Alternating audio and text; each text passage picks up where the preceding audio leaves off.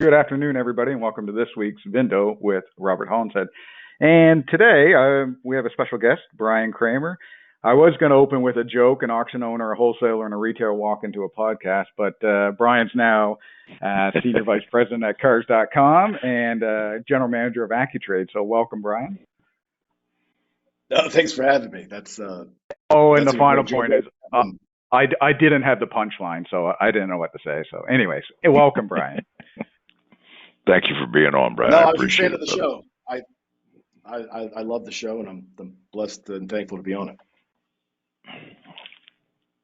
So I think just fired up. I'm going to turn it over to Bob. Bob's got he's got some thoughts he's going to fire at Brian and get this thing rolling. Thank you, my friend. So, Brian, in other words, this is not, nothing we've talked about before, but in other words, you always amaze me with your, um, it's almost like you cloned yourself into 12 different people because you're all over the place, spreading the word and being let's call it the propagator of, the tool set that I think is, you find an awful lot of people that are fans of. And my question first was, like who in God's name is making your travel arrangements? Because you're in New York one day, Chicago the next day, and Houston the next day. I don't understand how that can happen, pal. So, it's kind of like actually, and just for everybody listening to this, uh, these these questions are, I'm not aware of what any of these questions are, but so the technology is just like AccuTrade, ironically, because we've got this thing called Concord at Right, at cars, and I can sit there and it'll tell me based on where I'm at. I have it synced with my calendar, so I'm using a little AI help and assistance with it. I love it. And a lot of them are one-way flights. So if I'm one way, my wife just dropped me off in Miami to go back up to New York because we had to move a couple things around, and uh, it automatically submits it over. So it's similar to AccuTrade, ironically, in a lot of different ways because it's intuitive. And I couldn't have done and it in 2 years ago.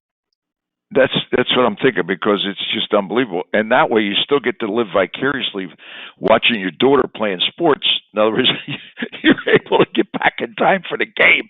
It's unbelievable, man. You know what I mean? I was there last night, It's but I've it, also been living vicariously through retail by seeing all these other operators, you and got it. they don't get my fix. And that leads me to a like an interesting thing to me. It's interesting anyway. It's probably not interesting to anybody else. Yeah.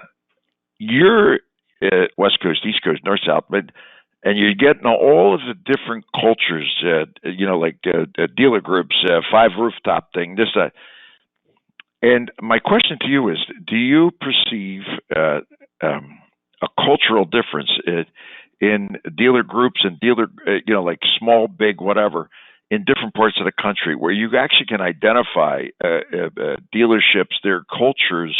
Let's call it in the mid South compared to the West Coast, compared to the Northeast. In other words, am I wrong in perceiving that? I've noticed it through my career dealing with people that are buying from different places. You see what I'm saying to you? But my question is, because you're actually getting it real time from so many different places, do you see cultural differences in the showrooms when you're going in, or in the groups? Oh yeah, and it's and that's been one of the probably the most educational, like interesting things to me is you'll have where there was a great operator, let's say, like in Texas, Sam Pack, and you've got Right, all these people that have come out of the Sam Pack group that are scattered all over the place, and they might be working in different right, dealerships now, and they're like, wait, where, right, what's your background? I was mentored by this person that was mentored by this person, and when you had a strong operator, let's say 10, 20, 30 years ago, that legacy lives on in certain parts of the country. But like out west, I and obviously we're just gonna be candid on this podcast. I see pockets in Los Angeles or in the Pacific Northwest and different areas where a lot of dealers are okay handing over their lunch money to a CarMax or any or, the Carvana access or auction access, and it's interesting to me that they don't try to go after it. And I know, in talking to you, that there's some difference in the auctions historically that causes a lot of that. But the interesting thing to me is I'm tracking what's the percentage of trade-ins on new car transactions geographically. And like up in the Midwest, it's really, really strong.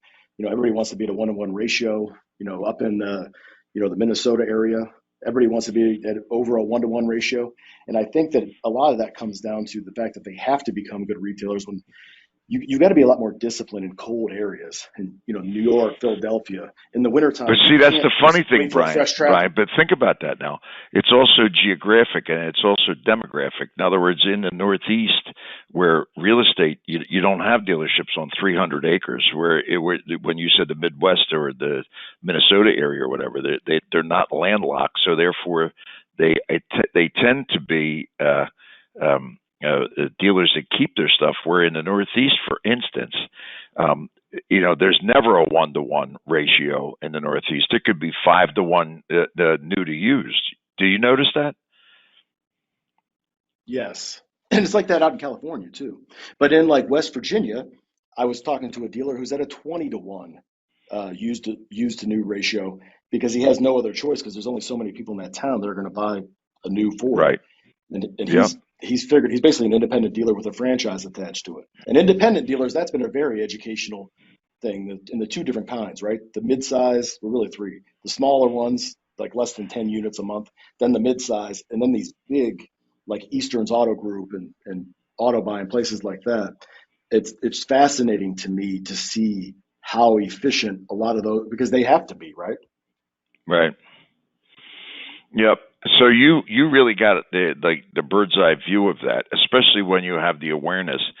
I always use the terminology a do. I shouldn't use the vulgar term, the do stuff person, or the bull, or the bull shiner person. You follow me? Since you've been a do shiner, right? I don't want to say the word, Shawnee. I don't want to embarrass anybody. You get a different perspective also when you're actually vetting simultaneously to presenting the people that you're talking to, because obviously you do a phenomenal job of understanding the audience, so you know that you're not, like talking past them. And the only way you'd actually have the ability to understand that is to have been in their shoes, right? As a general manager, even from the time you started as a salesperson up in Ohio, you start to learn how to read. And then when you're actually in circumstances, whether it's in a large group or just hand-to-hand combat with somebody, you're able to actually read and then interpret what your message is, so that they can actually get the depth and breadth of it, if that makes any sense to you. If you didn't have the, I would call it the aptitude, or the having been a do shitter, in other words, it would be impossible for that to happen. And I also have the perception, this is not a Brian Kramer cheerleading session, but it's only my observation that because of that, you're actually able to capture their attention where others would have them snoring, behind their presentation sheet. You know what I'm saying? I see that frequently when I'm watching the stuff that you're doing. You know what I mean? Well, I would say that what I'm able to share, and what was interesting about me coming over here, is to at least, hopefully, who knows if they actually will, because I'm one of the ones that had to learn the hard way. But I'd like to at least make people aware of some of the lots and lots of mistakes that I've made, so that maybe they don't have to make them. Like when I pushed back on the Germains, this is back in the Great Recession, and I was loaded up on high dollar cars and a bunch of expensive stuff, and they wanted me to turn my inventory 2 or 3 times a month, and I just couldn't wrap my mind around that. And they applied a lot of pressure to me. I didn't appreciate it at the time. And then finally, I kept on pushing back, and I don't believe anybody's doing that. And they literally took me, got me on a plane with them, flew me to Dallas. We went to all the Carl Sewell and Park Place operations, and they called down there ahead of time. And they said, "Here, I want you to show this kid what good looks like, because he's never seen it." And when I went around, we went from rooftop to rooftop, and we saw the efficiency. And they told me, they said, "Look, what you think is good, maybe from, you started off selling Oldsmobiles and all that stuff, but this whole country in North America is so much bigger than what you realize. And it's not just in Columbus, Ohio. You got to look nationally. It's absolutely factual. What are the best of the best doing, and how do they do it?" it's so truthful, but more importantly, and then actually doing it yourself. That's where you separate the theoretical pontification from the actual. You don't mind if I just grab your device and show you how it's done, real time, real life. And I think what happens is that I would call it pedigree, and that fear, the lack of fear of being able to be exposed because of, let's call it, less than a positive outcome of whatever you're doing, doesn't happen. In other words, and that I think is, like a really important portion of your ability to have that message going forward, how to use the tool set, because you've actually done it successfully. To me, it's really a phenomenal thing. What I'm trying to do is bottle up that same experience instead of kicking me in the ass, literally, and getting me on an airplane flying down. Is to take that Park Place Sewell road on the show on the road, and be able to, because unless I would have seen somebody doing it, I was still just a skeptic. But if, to your point, I think that, well, I know it's that easy that my 12-year-old daughter, appraises cars, and doing it last night at a volleyball game, with a bunch of different parents, sending them driveway appraisals, and then they forward it. It's like that old Menon commercial, and they send it to a friend, and they send it to a friend. Next thing you know, everybody's like, "Hey, what's my car?" Where like it's some magic trick or some carnival act. That's funny. But that's classic, man. But when you make it that simple, it demystifies what seems really complicated. It's like, right. A family member of mine was, afraid recently of getting on an Uber app. And as I'm, walking them through it, they're like, they kept on saying, I don't do Uber. I'll just call, a cab or get somebody to help drive me. And I'm like, look, and then I forced them to do it. And once they did it, they're like, really, that's it? Oh, wow. And just the same way your first time you deposited a check and scanned it with your phone or any type of technology. I think everybody's afraid of it. I was afraid of the auto at the beginning. Fear, right? Fear, yep. Absolutely. Yep. And once you overcome it, you feel silly that you've been locked into Fred Flintstone because it worked. It worked. Dial-up phones definitely work. There's no question about that. But once you find out that you've been like brain locked because you didn't do something, it's like a gotcha moment that really makes you feel silly, actually. And it really is a good analogy with the Uber app in terms of what our tool does for somebody that's been doing it the same way forever.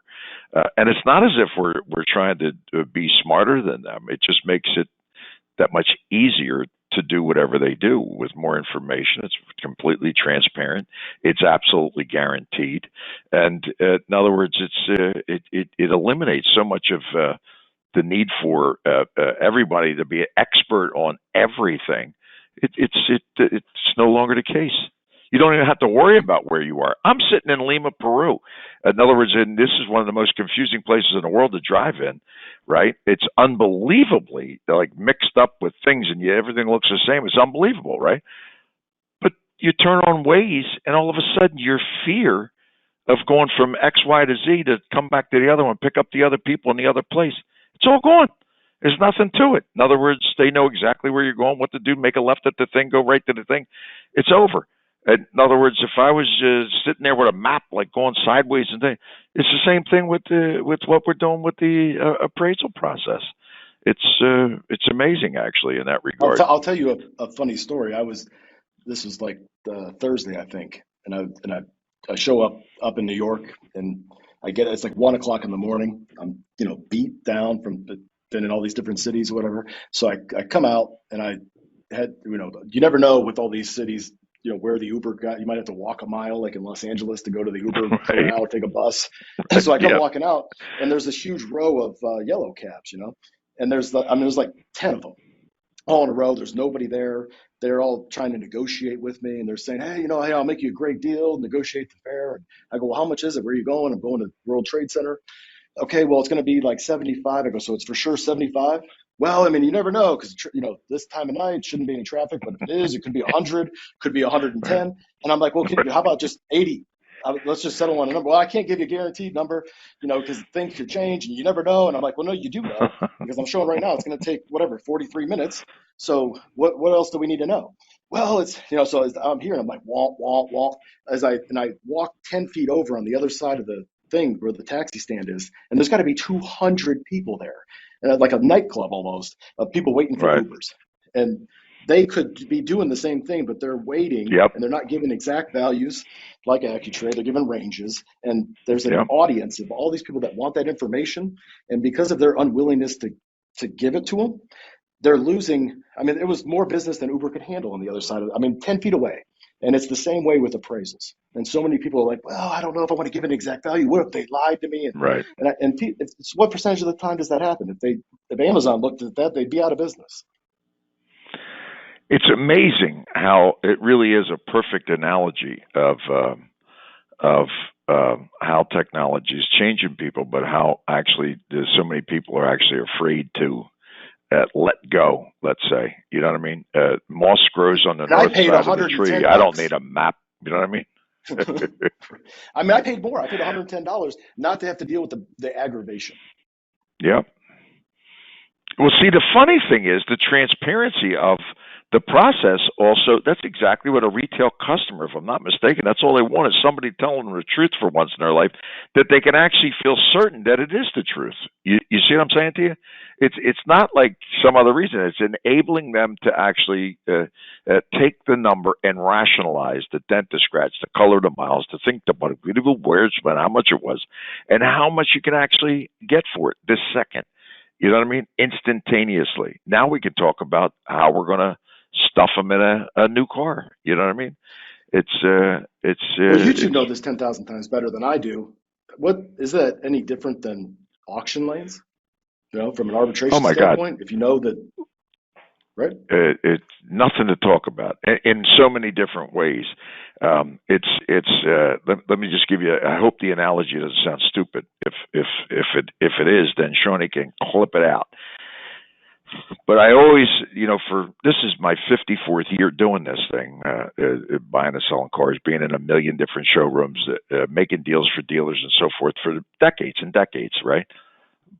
But what happens is when you actually aggregate the cars at an auction, or you're getting your stuff ready to go to a sale, you always have people, and they're nice people, they're your customers. Bob, I buy cars from you every week. Can I buy this car before the auction? And the answer is, well, I don't really know how much we own it for.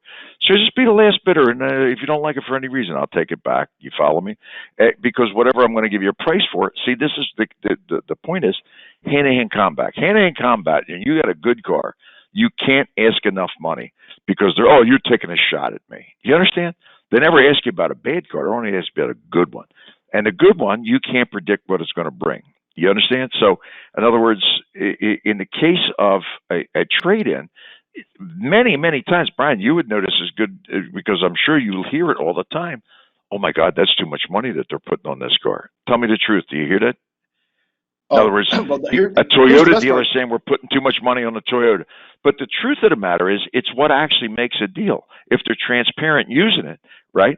In other words, and I can't tell you how many hundreds of times I get people calling me back and saying, Jesus Christ, Bob, I never would have put that much money on that car, but we did it and we sold it immediately. We wouldn't have made the deal, but we made the deal based on what you're saying. And, if we had to sell it, we could. But we didn't because 2 days later, the bitch is gone. You see what I'm saying? It's the same thing at an auction. More importantly, with a little bit of a difference, I guess. But when a guy says, I'll give you $38,000 for that car, I say, well, geez, I'd love to take 38, but we paid 41. Oh, you're crazy as shit. It'll never bring that. And they're standing there and the car brings 42.7. Do you understand? Now, you did not lose credibility because you didn't give the wrong number. Then it could be a Toyota, that a Toyota dealer is offering you that money, that they just don't understand to the point of the category of the car, the characteristics of the car, and what it brings in the open market. It's the exact same thing with a trade-in. It's really no different. But simultaneously, not just about a good one, it's about the bad one, Brian. It's the one that has dents and scratches and 44 owners. Bad Carfax is 19 times. Maybe it's TMU, who knows what, right? You can't smash that car enough without the rationality behind it for a consumer to say, yeah, oh, now I understand. More importantly, hey, Brian, I'm going to ask you one last question here. And you got to admit, for your salesperson, might be the best salesperson you have. So, oh, Jesus Christ, boss, that's not enough money for that car.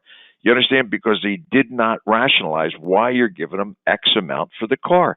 So they're your best salesperson working a manager harder than they're working the customer. Tell me you've never seen that in your life, Brian. It happens every time. I'll give you two examples, and it's happened in the last 2 weeks. So one of them is I've got a dealership I go into, I got a stack, which I used to be guilty of this bias, right? Where I would force a picture of a CarMax Carvana appraisal because over the years, decades maybe, uh, a lot of dealers have programmed their customers to use that as a third-party validation tool. Or maybe they don't have a sight unseen appraisal process, but they do.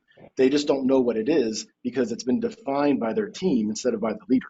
So what happens is I go into this dealership and they've got a stack of CarMax appraisals. They go, how am I supposed to compete with this? Look at how insane this is.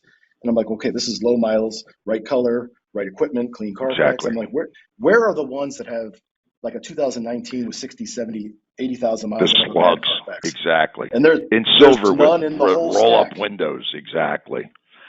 And they go, I don't know. Why am I not getting those? I go, because you are getting those on your trade row and you're taking them in on trade. See, they're laying off of those and they're cherry picking you because they've got that maybe data that you don't have. They know who the best end. That's probably what I've learned the most over the last year and a half is the power of the geographic impact of trades, or that there's some other use case of how these dealers are using Now this you're stuff. talking.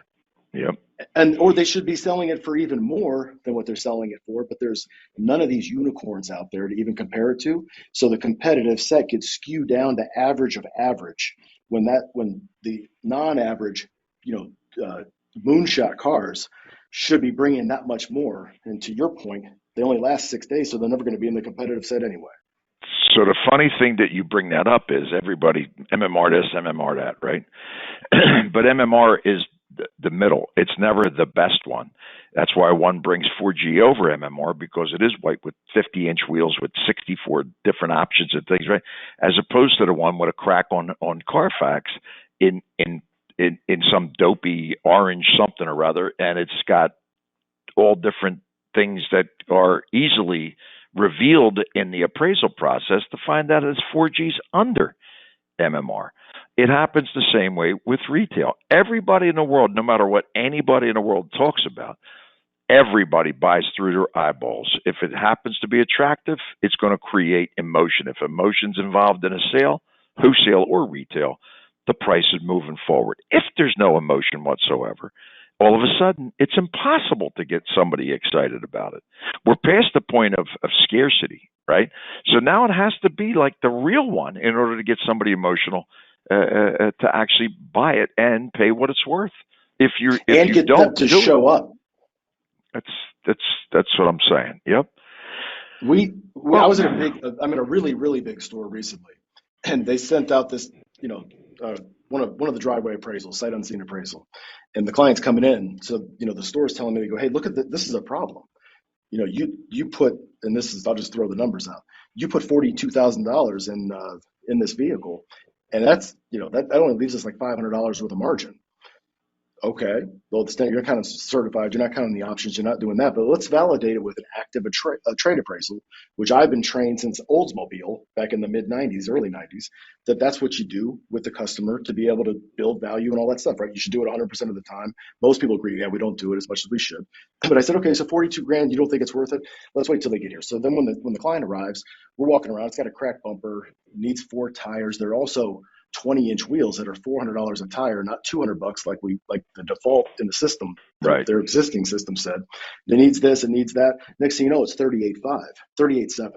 So I said, here, I'm going to show the client this, and they go, no, you can't. You got to bump that to at least 39.3. I go, based on what? I'm just deducting all the stuff. You're going to have to pay for this tomorrow in recon. What made it worth more? Just like that. I go, the customer hasn't even objected yet. So walk around with the client, and they're like, yeah, I guess that was going to be like that.